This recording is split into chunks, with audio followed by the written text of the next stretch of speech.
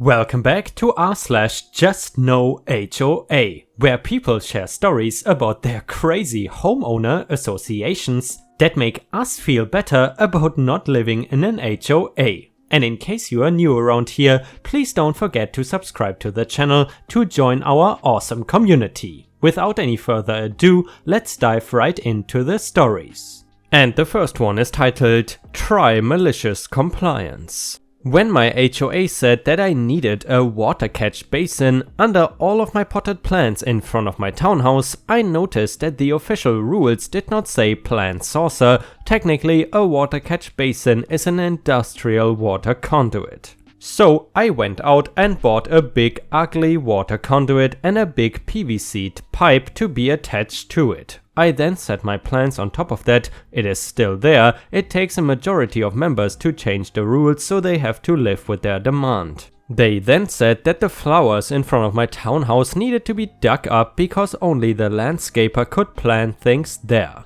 The previous owner had planted them and I hadn't any idea where they all were. So I bought a shovel and dug up every single plant and expensive bush in front of my place. It cost them much more than the $50 fine that they were charging me to fix my compliance. In the past year, they have stopped trying to find me, probably because I am too expensive to go after for their little things anymore.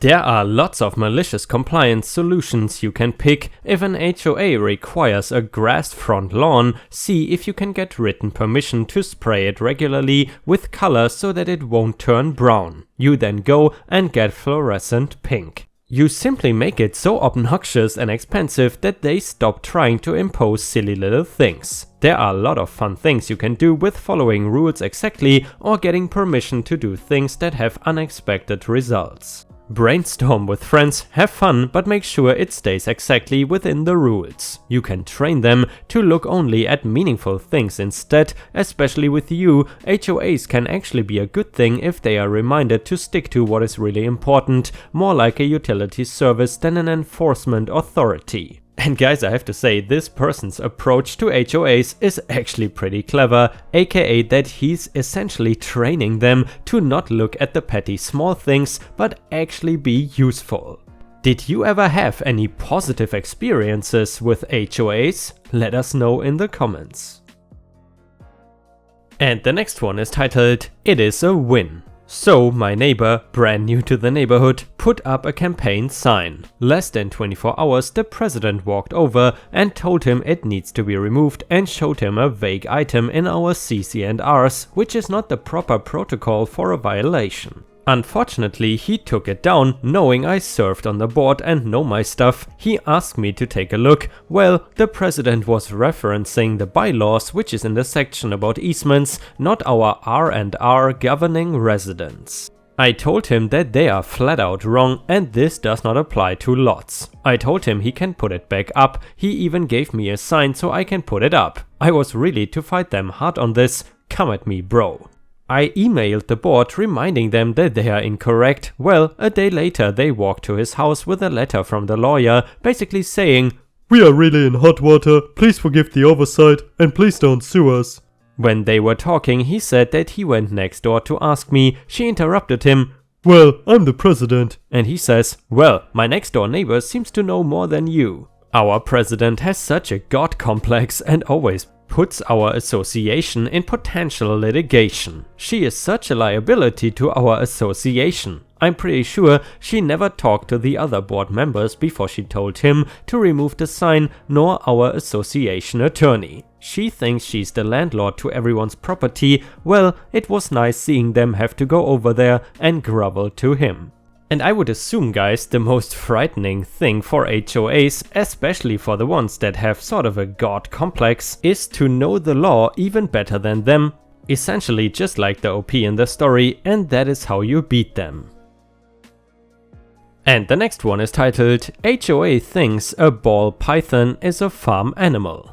Back in the 90s, the wife and I bought a new home that was part of an HOA. We made sure to read the HOA rules in advance and thought we understood them. We kept a snake as a pet and wanted to be sure that there was no issues. The only pet restrictions stated were no livestock. Since we didn't intend on owning chickens, cows, pigs or other farm animals, we thought we were safe. Wrong. After living in the home for a few years, we expanded our animals to include additional snakes and assorted reptiles. Since all were locked in cages, the neighbors never really knew about them. Eventually the HOA board found out and sent us a letter demanding we get rid of them. Very stupid, because this was in an area of North Phoenix, Arizona, and wild snakes, lizards and other reptiles abounded. The people of the area were far more likely to run into a rattlesnake on their own front porches than to ever even see our ball python or bearded dragon. The HOA board members viewed our reptiles as livestock. Yeehaw, let's round up them corn snakes and herd them along. Bottom line, we were facing a big fight with them, one of which we could not financially afford. Not ready to back down and lose our pets, we decided to reread the HOA paperwork again. We discovered that as HOA members we were entitled to all financial records of the HOA, so we sent them a registered letter requesting all financial records. All of a sudden the board backed down and let us keep our reptiles. Never saw a single financial record, but we took the win. Not too long after, we moved out of that house and into another that did not have an HOA. We'll never ever buy a home that is part of an HOA again. And guys, I could swear I have heard these words, I will never buy a home that is part of an HOA, so many times. And the next one is titled, You cannot put a lien on a house not in your community. So this happened years ago when I was in elementary school, so maybe 15 years ago, and I was living in Florida at the time. Anyone who lives in Florida knows how often new gated communities just pop up. So our neighborhood was established and has been before I even moved into the house. The house once belonged to my uncle. We had a neighborhood watch but no HOA. The gated community was finally built and people were moving in. Now, we don't have a bad neighborhood, but we had some strange colored houses. Lime green and magenta with giant metal lizards hanging all over it is an example of one. Our house was simple, hand brick and half concrete painted white. It stood out compared to some of the other houses. The new gated community is a HOA community and they thought they ruled overall. Soon people in our neighborhood were receiving fines for their house color choices, their unsightly cars, not approved mailboxes and other nitpicky things. My parents received some for my dad's boat being in the driveway and even our unruly yard. We had a bougainvillea which grows like crazy and we were constantly trimming it. And we even got a fine for our fence. The old fence was chain link and the new fence was a wooden privacy fence. Don't ask why we had two different fences. My uncle only fenced in part of the house. It was still good fence, so my dad did not want to rip it out. Well, my mom and dad would just pitch anything they saw coming from that gated community as they had fancy stationery. This went on for maybe 4 or 5 months. We would revive fines for not meeting HOA standards and other violations. We talked to our neighbors and they received them too. They tried to call and complain, but were given the runaround and decided to pitch the mail as well. My mom received a phone call from her bank. They started to question her about the lien on the house that just appeared in the system. My parents had less than a year left on their payment for the house. They always paid extra every month for the house loan and were always in time. My mom was super confused and said there should not be a lien. We don't have a reason for there to be a lien. Turns out the gated community filed liens on almost every house in my neighborhood. My mom told the bank the situation and called a lawyer. I'm not all sure what happened, but I know a lot of the members of that HOA faced felony fraud charges and it was just a huge mess with a pretty big lawsuit against the HOA board. We were able to pay off the house after the lawsuit. We even had a big celebration on one of the roads, a huge cookout, and we met people we did not know before. I even made new friends with some kids that I did not even know existed. People moved out of the gated community due to bad press and a lot of the houses stood empty for a long time. When I moved away, there were still a lot of houses empty and it was like a ghost town. Last I heard, the name of the community changed and the houses were being filled up. So I guess the lesson is, leave our bright houses alone and mind your own business. And by the way guys, if you have watched until here, please don't forget to post some star emojis in the comments and also like the video if you want to support me. All your support is very much appreciated, thank you so much. And the next one is titled HOA Wants a War. I live in a rural area on a family farm. The farm next to ours was sold to a developer who built a bunch of mini mansions that have an HOA. Now, the mini mansions back up to my family farm. I get letters every week from the HOA complaining about the tractor sitting in the field at the front of my property where it can be seen from the street. We are working that field and the tractor is necessary. I've had them complain about my barns, outbuildings, the sound of the large tractor when I'm seeding, and once half my grandfather saw some people he did not recognize checking out the barn, went out with his double-barrel 12 gauge to see what they were up to. They were HOA inspectors who declared their right to inspect the building to make sure it met HOA rules. My grandfather is not politically correct and I was pleased he restrained himself from using 00 buckshot to register his opinion of trespassers, and yes, our property is fenced and posted. I was informed by the HOA that they were going to fine me $1,000 a day until the offending striations and machinery were removed. I informed them that I and my property are not part of the HOA, and if their inspectors set foot on my property again, I would have them arrested or let my grandfather loose with his double barrel. They went nuts and called the county sheriff's office. Having lived here for generations, I know the sheriff. He came out and asked me what was going on, and I told him. He also visited the HOA and heard their demands that he take immediate action to protect their inspectors. They were less than happy when he informed them that since my property is posted and fenced, I was well within my rights to not allow them on my land. Also, because of our livestock, a 12 gauge shotgun is not unreasonable because of predators. He also informed them that as I am not a member of the HOA, I have no requirement to allow them on my land, and if he gets another call, he will arrest the inspectors for criminal trespass. I have since been sent a letter from the HOA's lawyer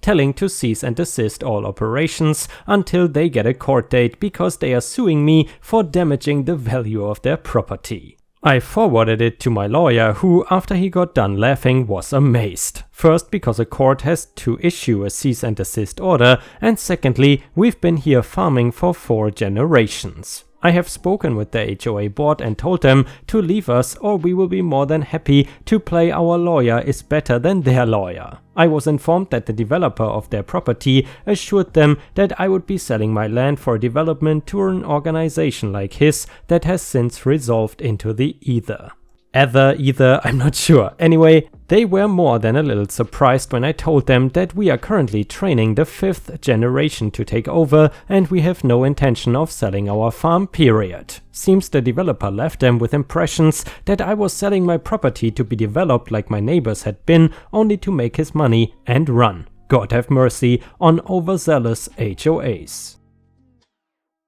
And the next one is titled Florida Homeowner at Odds with HOA Over American Flag. And just a little warning guys, unfortunately for this story there's no real ending, aka no update, but I thought it was still worth sharing since it is very interesting. A Florida homeowner says he's being fined $50 a day for hanging his American flag. The 3x4 flag standing at 13 feet in Ben Goodrich's backyard in the Parkside development is now under some scrutiny that some fear is dividing the community. I really don't understand the controversy here, said neighbor Dennis Sinney. A bunch of the residents in our community have a problem fighting this out in court, added resident Kelly Corbett. You might be wondering, what is the big deal?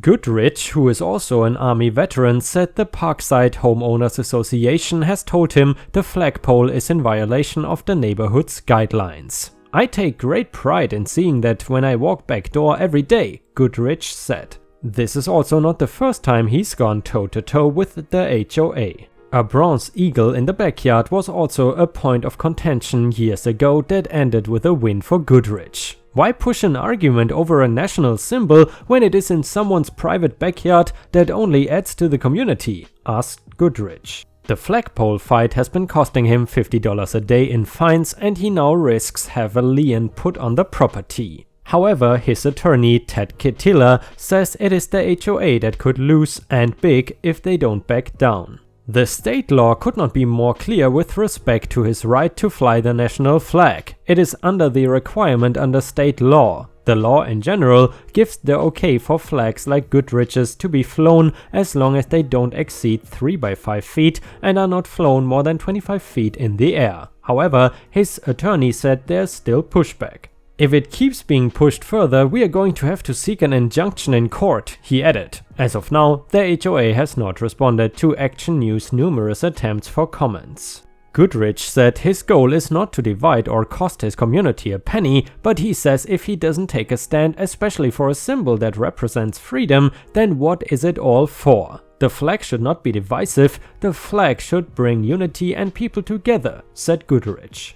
And guys, I would love to hear your views on this. Do you think that the veteran is right in what he is saying, meaning that the flag actually brings unity and should bring people together instead of being divisive? In my opinion, guys, a flag, especially your national flag, should not really divide people or anything, and I'm not sure why the HOA does not like the veteran flying his flag in his own backyard, especially if it is allowed by state law.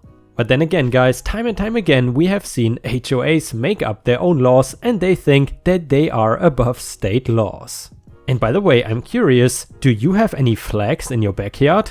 Let us know in the comments. And guys, this marks the end of the first part of the video. The second part is gonna be comprised of a set of older stories that some of you might have heard already if you are a loyal subscriber. However, if you are new to the channel, these stories will be new for you as well. HOA hostage situation, or you could call it a hostile takeover. One family, a married couple in my neighborhood, owns over 40% of the lots and votes, yet has been paying dues for only one lot for a decade. They have installed themselves on the board and architectural committee. The remaining households are unhappy with the situation, but can neither force these folks to pay their debt nor reject their influence. In the meantime, plans to build our home have ground to a halt because the architectural committee is at a stalemate. Guess who's the holdup? The latest incident in a long-standing petty neighborhood power struggle. I feel powerless and dismayed. Our temporary living situation is not sustainable and we don't have time or money for this. Edit will welcome referrals to TX attorneys specializing in HOA disputes. The cost is prohibitive, but in a bizarre twist, I want the HOA to exercise its authority. This couple has been offered an opportunity to exit the HOA and have their sizable debt forgiven, but they won't budge. And the other owners keep counting all their votes. More edits for clarity and context will comb through the property code a kind redditor pointed me to and am attempting to locate our bylaws. Update: I had our deed restrictions all along and those appear to be the only governing docs as far as my neighbors know. They were just so inadequately written, I thought for sure there had to be more. You know guys, I'm not sure if you're familiar with the TV show Walking Dead, but for some reason these HOA stories kind of remind me of that series, because the main characters in that series were also experts at dismantling existing communities and plunging them into chaos. But anyway, let's continue. Let me know in the comments if you're also a fan of Walking Dead. HOA removed my chimney, townhouse looks weird now. I have a townhome style end unit condo that I bought in Charlotte, NC in 2018. It turns out the chimney was leaning and instead of fixing it, the HOA removed it after promising to replace it with a gas fireplace/vent at no cost to me. After they removed it, they reneged and said I had to pay for the gas installation and gas locks. Now I am stuck with no chimney and a non-functioning fireplace. The townhouse from behind just looks weird now. You cannot see it from the front, but on the back of every unit are these large decorative stucco chimneys roughly 15 feet high from the roof, and now my unit is the only one in the neighborhood without one. A wood-burning fireplace was one of the main reasons I bought the unit, as that is a really hard feature to find nowadays. I guess what I'm wondering is it worth it to install a gas fireplace for 2 to 3 grand, or should I just remove it altogether? I don't really care either way, but I'm worried about my property value. From behind it just looks a little ridiculous that I am the only unit without a chimney. I feel really screwed by my HOA. This happened months ago and I keep dwelling on it. I'm just furious that they would screw me over that bad. I will never ever buy a condo again. You know guys, way in the past when my family had more money, we actually owned a nice house and had a really nice fireplace, and I kind of missed that. Do any of you guys have fireplaces in your home? Let me know in the comments. And let me guess, the folks from California probably don't have one. But correct me if I'm wrong. HOA are seemingly harassing my parents. I don't know what to do. It started with really small letters about small things that were off in the front yard, garbage can is out too long, fined for having bricks on the porch, stupid petty things like that. We have an old car that still works, new brakes, tires, etc. that we have in the front of the house on the street. The first letter from them stated we needed to get rid of it. Even after we told them, they kept sending more and finally shut their mouth after we got a full inspection done on it and sent it over to them. Just recently we had to leave for a family emergency, and when we got back there was this sticker on the car, notice, saying that the car would be towed at our expense, yada yada. And it had an officer badge on it which suggests the police were called. But it looks fake. WTF? Is there anything I can do? I am buying cameras for them, but I notice a guy in white truck that always drives around taking pictures. I am in Texas, thanks. Do you guys have any advice for the OP? Let us know in the comments. Orange light bulbs are for Halloween. When I was in elementary school, we lived in a small street in a big neighborhood. Like many neighborhoods in Virginia, where I lived at the time, it was very big and very easy to get lost. I lived on a Muse, a small dead-end street with maybe 5 or 6 houses on it. My dad put in an orange light bulb for the lamp in our garden. We loved it. To be fair, we were easily pleased as my oldest sister was 10 or 11 at the time. One day we get a knock on the door. It was around the middle of the day on a school day, but since my siblings and I were homeschooled, we were home. There was a bag on our doorknob, a plastic bag, the kind your dentist gives you. It was not unordinary. Our neighborhood had no rules against people advertising with these bags, nor for solicitation. My sisters and I did scouting, so it was convenient for our fundraisers. The thing was, inside this bag was our orange light bulb and a note. Orange is for Halloween. There might have been more on the note, but this occurred years ago. I was crushed. There on our counter lie our precious orange light bulb. When we went outside, we found the lamp in our garden having a completely normal light bulb inside. The HOA came to our houses unprompted, did not even knock on our door. Granted, there had been no notices, no one was complaining about our light being orange. They came and just changed our light bulb. If they wanted to have it changed so badly, I just wish they had given us some notice, because while my mom was on the phone telling my dad what had happened, my little sister, who was about 2, reached up for the counter and broke our precious orange light bulb. That day I decided I hated HOAs. Let me know in the comments what is your favorite piece of Halloween decoration. FHOA. Overfilled dumpster equals upset HOA lady. Got this from my HOA today. I know when the dumpster is overflowing, let's not evaluate if we need another dumpster, let's just yell at the people who live here. Notice. As all of you are aware, this past week the dumpster was once again left open and unlocked due to the irresponsible overfilling of garbage and large pieces of debris. We have asked numerous times in the past to not overfill the dumpster. It not only presents an unsightly scene within our community, but also creates other liability problems for the association and generates member complaints. We have a twice per week pickup schedule, Tuesdays and Fridays, and retain a large capacity trash bin to accommodate our residents, so there is no excuse for this to be happening at any time. The association cost to have this 2 pickup weekly schedule is $926 per month, so adding an additional dumpster is not a board consideration, nor is it necessary. Therefore, if, on occasion, You see that the dumpster is full, then take your trash bag home with you and dispose of it when the dumpster has been emptied. It would also help if residents would not dispose of their trash in large boxes, instead use plastic bags. Boxes must be broken down before disposal, and more important, don't put large pieces of furniture, building materials and any of that type of debris in the dumpster unless it is broken into very small pieces. If it cannot be broken down into small pieces, then do not put it in the dumpster or on the outside of the dumpster. We expect everyone to cooperate regarding this matter and hope that this is the last time we have to address this issue. What this lady fails to realize is the lock is broken and everyone already holds their trash for days at a time. Part 2 of the dumpster story.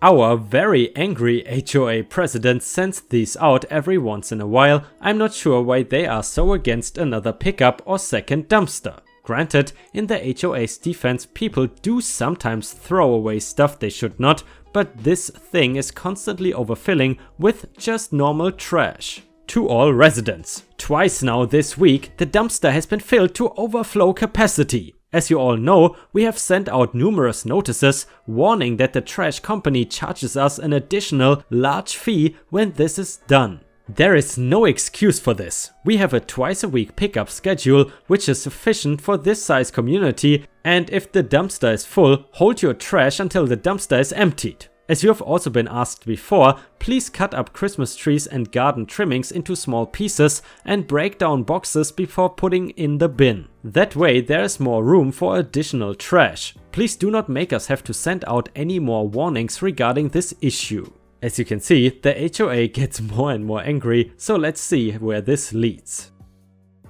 Dumpster Story Part 3. To all residents, the board on numerous occasions has asked all of you to please not overload the dumpster, but it apparently has fallen on deaf ears. So you thoroughly understand why this is important, we have attached our current billing invoice showing just how much our trash service has charged us within a 1-month period for overfilling the dumpster. As you can see, the amount for this month alone totals $264. Having to pay these large over budget charges affects how we have to plan for other needed repairs or improvements. Again, and hopefully for the last time, we are requesting your cooperation by not overfilling the dumpster. We also ask that any resident who sees someone doing this to please report it to the board so that disciplinary action can be taken. Remember, this affects all of us, especially financially. The attached bill does show we are paying over $1,000 per month for a 5-yard dumpster.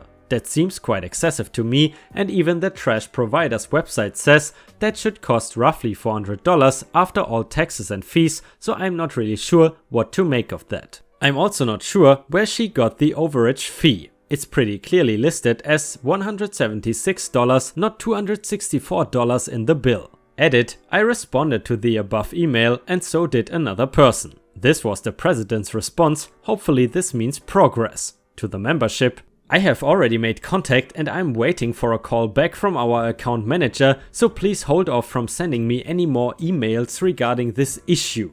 I will send out another notice when we make a determination of how to solve this problem. In the meantime, until I find out if we have any other alternatives, please do not overfill the dumpster. And guys, while we are at it, please don't forget to subscribe to my channel if you haven't already, but more importantly, don't overfill the dumpster.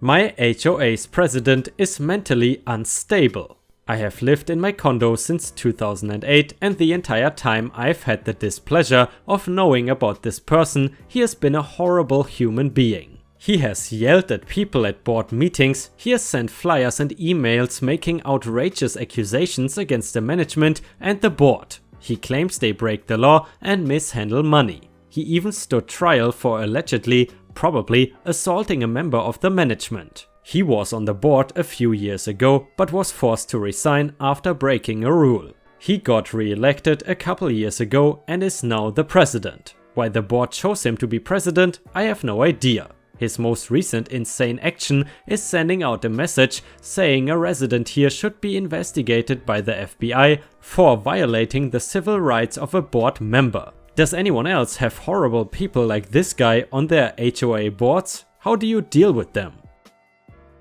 Update to the story from just now. A meeting is scheduled for this week for the board to vote on removing him from the role of president. He would remain on the board, though, unfortunately.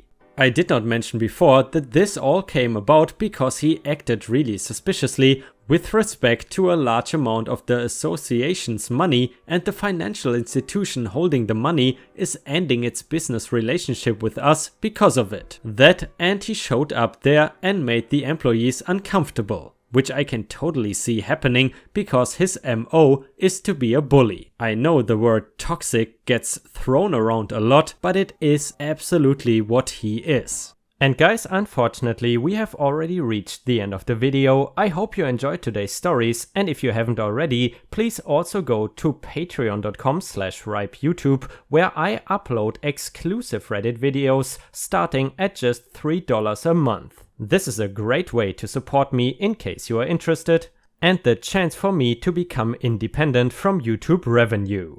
Thank you so much for watching. Please don't forget to subscribe and like the video, and I hope to see you again tomorrow.